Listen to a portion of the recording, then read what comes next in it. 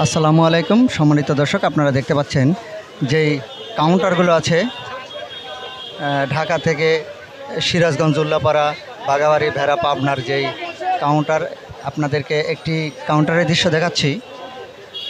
যেই কাউন্টারে দেখেন উপচে পড়া ভিড়, যদিও বা ওদের টিকিট আছে কি না সঠিক বলতে পারি না।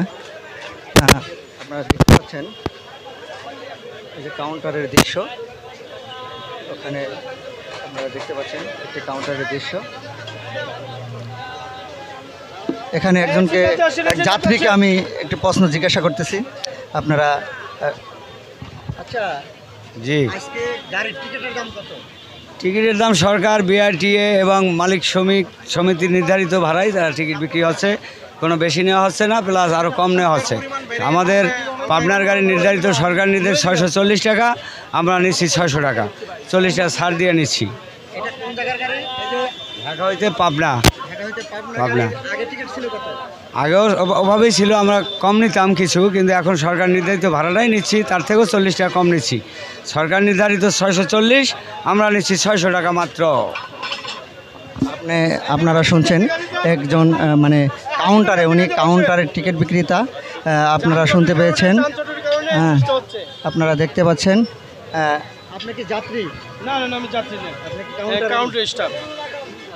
আচ্ছা এই যানজটের কারণে এত ভিড় হচ্ছে, নলে যাত্রী নাই। আচ্ছা, আপু আপনারা তো যাত্রী না? জি, ভাড়া আপনাদের কি আগের কত টাকা ভাড়া ছিল তত দিচ্ছে নাকি আগের চেয়ে বাড়তি কত টাকা বাড়ছে নিচ্ছে? 600 টাকা এসি সারা গাড়িতে। আগে তো 500, 550 এরকম ছিল, 400। মানে ঈদের লাগা ভাড়া বেশি আর কি। মনে হচ্ছে যে এখন বেশি ভাড়া নিচ্ছে না? জি, আগের চেয়ে অনেক। ঈদ হিসাবে কম না, বেশি নেওয়া হচ্ছে সাধারণ যাত্রীদের থেকে। কত বেশি নেওয়া হচ্ছে আপনার আপনার ইয়াতে? 200 টাকা, 300 টাকা এরকম তো বেশি হচ্ছে। জি, সম্মানিত দর্শক, আপনারা দেখতে পাচ্ছেন যেহেতু ঈদের ভিড়ের কারণে আগে যেই ভাড়া ছিল 400 টাকা, আজকে সেই ভাড়া 200 টাকা বেশি বাড়তি, 200 টাকা বাড়তি ভাড়ায় 600 টাকা নিচ্ছে। তো যা হোক, ঈদ উপলক্ষে একটি নিতে পারে। তারপরেও আপনারা শুনতে পেয়েছেন যেই সরকারের নির্ধারণ করেছে যেই ভাড়া, কাউন্টাররা তারা সেই ভাড়ার কথাই উল্লেখ করেছে, আপনারা শুনতে পাচ্ছেন। আমি আছি গাবতলীতে, আছি। টিকিট কাউন্টারের যেই কাউন্টার আছে, কাউন্টারে আপনারা দেখতে পাচ্ছেন এখানে ঢাকাগামী যত মানে ঢাকা থেকে রংপুর, দিনাজপুর, নীলফামারী বলতে উত্তরবঙ্গের যত গাড়ি আছে, এখানে সেই গাড়ির কাউন্টার আপনারা দেখতে পাচ্ছেন।